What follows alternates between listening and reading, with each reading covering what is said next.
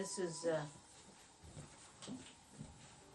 my grandmother, Bridget Rochford, and I remember her from the time I was 5 years old till I was 15 when she passed away, but she was had lost her eyesight by the time I got to know her, so she never regained it.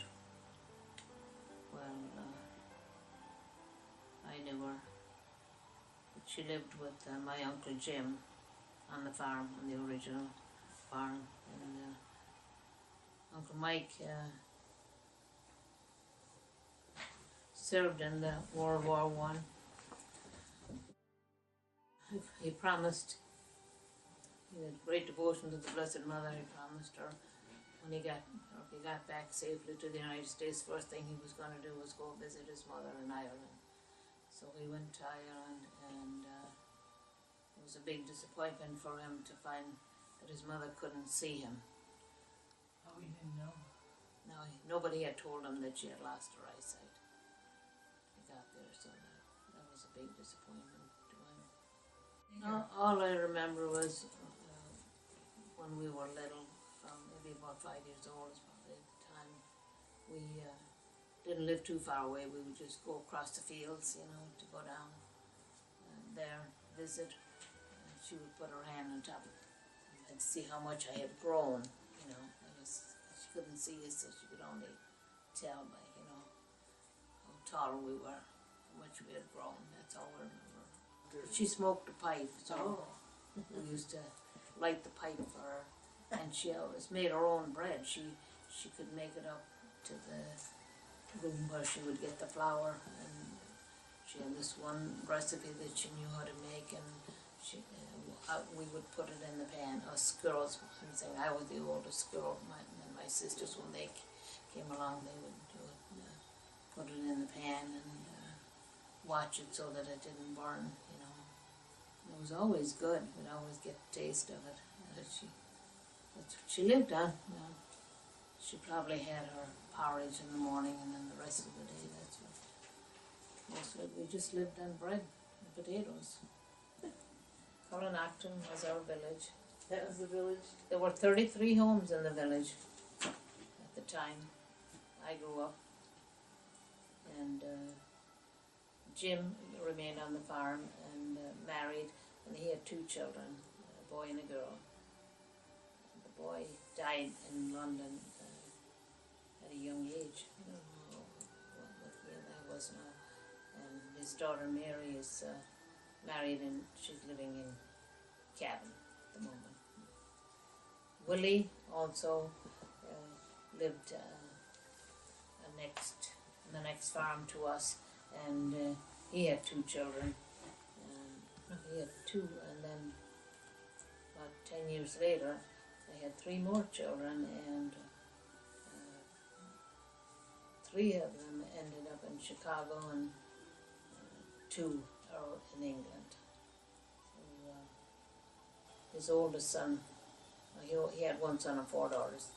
His son died a few years ago, and his daughter, 1 daughter, lives in Chicago, and the other daughter passed away too in Chicago. But the other 2 girls are in England, so that then the remainder of the Rowans are in Toledo. My brother discovered that when the girls went to school, they spelled their name R-U-A-N-E, and the boys spelled it R-O-W-A-N. Also found out that the oldest member of the family, Tom, always spelled his name R-U-A-N-E, and his brother John spelled his R-O-W-A-N. So, and my mother was always R-U-A-N-E, so it was hard for me to come here. I find everybody was Rowan. But I found that looking back, both names were used. Well, that was the only one that my brother discovered from looking at the census, that the girls spelled their name R-U-A-N-E. I told the teacher, and the teacher wrote down R-U-A-N-E, and the boys had a different teacher, so he wrote R-O-W-A-N. So well, from the Gaelic, Rowan is Gaelic, so Sabina, of course, we have Mike and Martin and Sabina and Delia, all married in Toledo and raised their families in Toledo. So that was Tom, John and Patrick.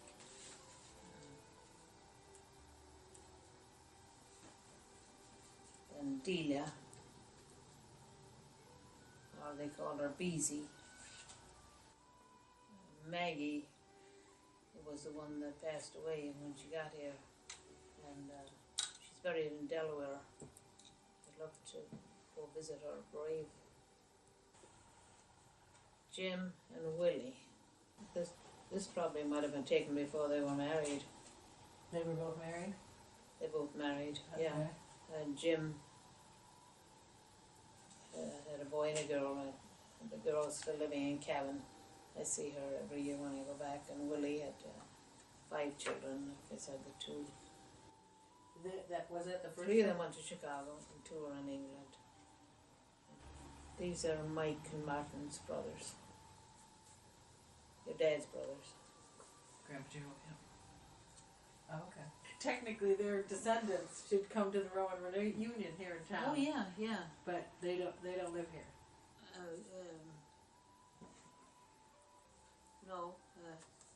Willie's daughter lives in Chicago, but she never comes. When his son was living, he used to come with my brother John. Because they worked in England together and they were good friends. And he was the oldest. Mike, he was like a brother to us. He was always in our house. But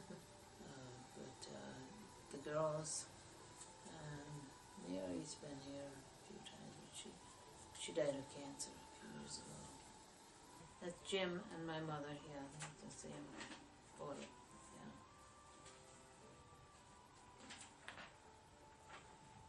Market Day in Swinford. This is Sabina. Oh yes. I never did meet her. She passed away, but my brother Pat was emigrating to Toledo, and we just had received a letter from Aunt Sabina saying that he could stay with her. And next thing we found out, she was in the hospital and she was having surgery, brain surgery, and she died on the operating table. And so then my brother, Uncle Mike, said he could stay with him. So we never did get to meet Aunt Sabina. This lady here, this is Uncle Mike's wife. Oh, okay. Is Uncle Mike in that picture then too? No, these are her husband and his brother. Oh, okay. Yeah. Oh yes, this was our first Christmas in Toledo. We had at Uncle Mike's house. There's Mike and Mary, and that's her sister Kate. She worked for the Spitzer family. She never married. That's what most of the Irish women did in those days. That's Mike's son, John. There's another John Rowan. And there's Mike's daughter, Jean. The twin was in the convent time. I lived at 1232 Burdan, I always remember that. I always look at it whenever I come down Burdan, 1232 Burdan. Because we used to write letters, Yeah, well, yeah. Yeah, you don't remember that anymore because you don't write letters. 542 Colburn was Uncle Martin. Yes, this is when they served. Oh, this is Uncle Mike when he served in World War One. Oh, that's Uncle Mike? Yeah. Oh, okay. This is Uncle Martin. I think Uncle Martin went over, but he wasn't involved in the fighting as much. They just got here and were drafted right away. Oh, you're kidding. And who was she married? Who was Martin married to? What was? Rose McTagg. to her. I used to live with them when I first came here. I lived on Coburn Street for 2 years with them. I just loved her. We used to play solitaire, double solitaire until 1 o'clock in the morning. And she loved bingo. She would take me to bingo. I didn't know anybody here, and Rosemary was in college. And that first year that I came here, I was so homesick, and I didn't know anybody, and just go to work. And so anyway, she'd take me to bingo. I hated bingo. But you would play anyways. bingo again. But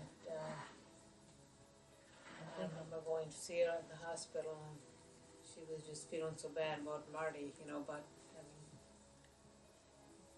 to say goodbye. Having to say goodbye for good, was sad. Your dad and Uncle Martin. And, I had a letter that Uncle Mike wrote when he went back.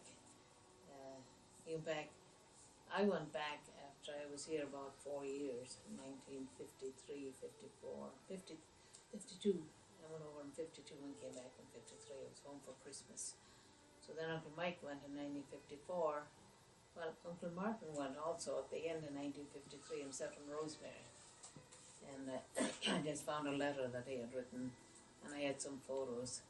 He threw a party for the neighbours, and my mother was still living in the thatched cottage. Oh, I see. Yeah, and he went into. He said he was going to get a couple of niners and throw a party for the neighbours. So I found the photos that with some of the neighbours in there and them having the drinks, and they made copies of. I first sent a copy of the letter to Marty, and he said, "Who is the letter from?" And then I found the photos later, so I made some copies of the photos and I sent the copies to him. So it was great, because it mentioned in the letter about and it showed the barrels. And I was at the Walgreens making copies of the photos. They were black and white, and it was the manager was working on a Saturday. There was hardly anybody there. It was the first nice day we've had here, so nobody had worked there at Walgreens. And he said, "Black and white." He said, "When was that?" I said, "The 50s. He said, "When did the colour come in?" The 70s, He's looking at the black and white photos. And then he saw the barrel, and he said, was that a brewery? And I said, "No, It's a party in Ireland." It's a party. I said, my uncle went back and he threw a party. They know how to throw a party. Oh, yeah. My mother, I heard that she stayed home to help her mother. That's why she didn't emigrate. And Jim got married, but she got married to a farmer just about next door to where she grew up. And raised 6 of us. She always corresponded with her brothers, Mike and Martin and Joe. She talked a lot about Joe because Joe was next to her in line, so they probably played together more than the older ones. Pat had gone to England, and I followed him to England, and he was there about a year and a half, and then we got a letter from Uncle Mike saying he would sponsor Pat to come to Toledo, and so Pat decided to leave England and come to Toledo. And about a year later, he wrote to me and said Uncle Martin would sponsor me to come to Toledo if I would like to come. He said living conditions were better, housing, and everybody had a car. So I followed him to Toledo. So that's how we came here. Now, how Delia came, she was the first member of the family to come to Toledo and settled in East Toledo on Clark Street. Good Shepherd Parish was the Irish parish then. But, the story is that he followed the railroad to Toledo, so So many members of the Rowans ended up in Toledo because of Delia. Mike and Martin and Joe.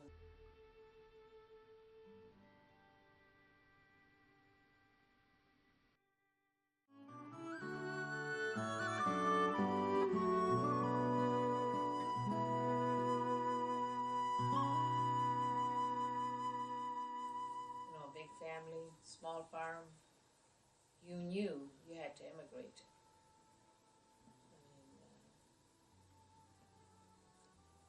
Getting away from it, but yeah, I believed I thought he was born in 1846, our grandfather. So I was, you know, how did they survive, you know, the famine? They had a farm, yeah, but it was very poor land. Oh, was it? You could only, you know, it was only It was about 15 acres, Oh, it was. you know. You couldn't You had support a enough for family about hand. 2 cows. I mean, that's what we had, and half of it was rocks, and you could just grow enough potatoes and have 2 cows and 2 pigs and a few chickens. So you had eggs, but my mother would save the eggs to take to the stores so she'd get money for the eggs, so she could buy the tea and sugar and the flour. So that was the 3 ingredients that we used, because besides the potato, bread, that was our. We lived out in the country. We weren't running to the store for any food. You had whatever you had. And well, when the potato failed, that's why. The blight, right? And back in those days, they were having, you know, these large families, and there was 8 million people living on that island. How many is now? Do you know?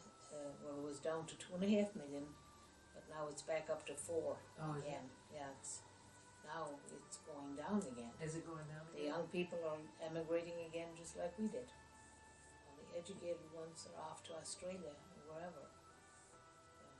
They can't come to America. I couldn't even bring my nieces here. Oh, you couldn't? They changed the law since I came. You have to be a brother or sister, a blood relative.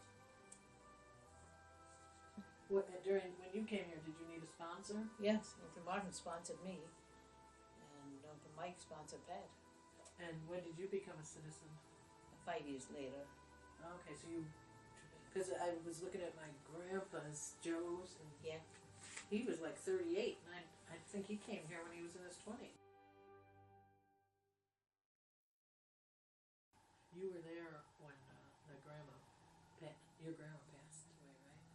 Yes. Yeah. I was about 15. I remember going to her funeral. She was older then, wasn't she? Pardon? 80s? Was she in her 80s? No, about 77, I think. So, okay. Yeah. She used to smoke a pipe, clay pipe. A lot of the older women smoked a clay pipe at that time. We used to have to get her tobacco for her. Yeah. Willie, he used to make our coats. He was a tailor, so he would make suits, you know, for the men. So for the ladies, he could make a coat, you know. But clothes weren't hardly anything that you get already made. You just had to buy the material and take it to a dressmaker. Those dresses that we're wearing in this photo, I remember going to the dressmaker and picking out the pattern, and found out this dressmaker, she only had one style that she liked. Then another new dressmaker came on the scene, and we were so happy. I remember my sister Bridie and I, for Easter. Yeah, she had brown and I had blue. And I should have had the brown. Brown was a better color for me, and blue for her, because she had dark hair and I had the brown hair. Joe was the baby of the family, and he followed everybody else to Toledo. Yeah. I don't think he ever went to England. The others, Mike and Martin, had been in England and worked on the hay, seasonal work, probably as teenagers, you know, when they were 18, 19, because I remember Tom telling me and pointing out, he said that's where they they worked in the fields, and the Irish came over here to work on the hay. Showed me the farms, English farms that they worked on. In the summertime they'd work on the hay, and then in the fall they'd go to pick the potatoes for the English farmers. Oh. And I'd have to save up the money and survive until the next season. Oh. So, yeah, my father had to do that too. It wasn't enough money to survive. You didn't sell any milk. You just had enough milk for yourself, you know. Right. And butter. So eggs were the only item that they could sell. Or then if they had some baby calves, maybe they could sell those off. You know, that would be it.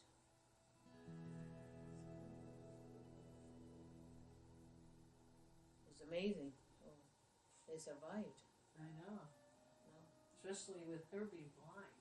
That's amazing. Yes. You know? Yeah, but I don't know how she lost all eyesight at what age, you know. Okay, the other nosy thing I want to ask about is the house. When we were kids, we went to Ireland, and we went to see the house. The house is still standing in perfect condition. And but we do have a picture of the homestead. Yeah. And so what is the deal with that now? Is it still in the family? Yeah. One of the neighbors bought the property. When was the last person who lived in that house? Would have been Jim's wife, Mary. Yeah. When did she pass? 67. Okay, so no It one was lived in. just after we were over there with our kids. Oh, okay. 67. So no one lived in it since Nobody lived in 67. it. So we went in probably 73, 74. Yeah. So it was still pretty nice. Wasn't been too bad then. No, it was still pretty nice, yeah. But you could have opened the gate and looked in. I was probably 8, 9 years old, so I don't have a Because clue. Yeah. we always opened the gate and looked in. Maybe it was locked, I don't know. Because it seems we hopped the gate, yeah. Because there would have been bars. You might have jumped over the gate or Yeah. something. As kids, you probably could do that. Oh, yeah, we would have. Yeah. No problem. Back then. Yeah. They had a big holly bush there. People used to come at Christmas time to get the holly. It was a very... So it went right to the neighbor, right? Right where the holly bush was about 20, 30 feet tall. So do you think when I was there in the early 70s, it was already belonging to the neighbor at that point? Oh, probably. Oh, that was... Yeah. Yeah, it probably was sold. Well, This is John Ruan, Senior, right? the father of the 14 children. He was married first to Nora McManus, and they had 6 children. This, I think the only other thing we can talk about is, do you remember any, the early Rowan reunions? Oh, is that 1955? Was that the first one? I think so. Well, maybe not, but probably was my first one, because I think I remember Kevin was a baby. I think I remember photos of being there with the baby. Where was all the reunions at? Do you remember? I know they were at. My mother was over from Ireland. She came for one. She came over again in 1976. And she made about 3 trips over here. And she and my dad came over that year in 1955. That was the first time I think that she came.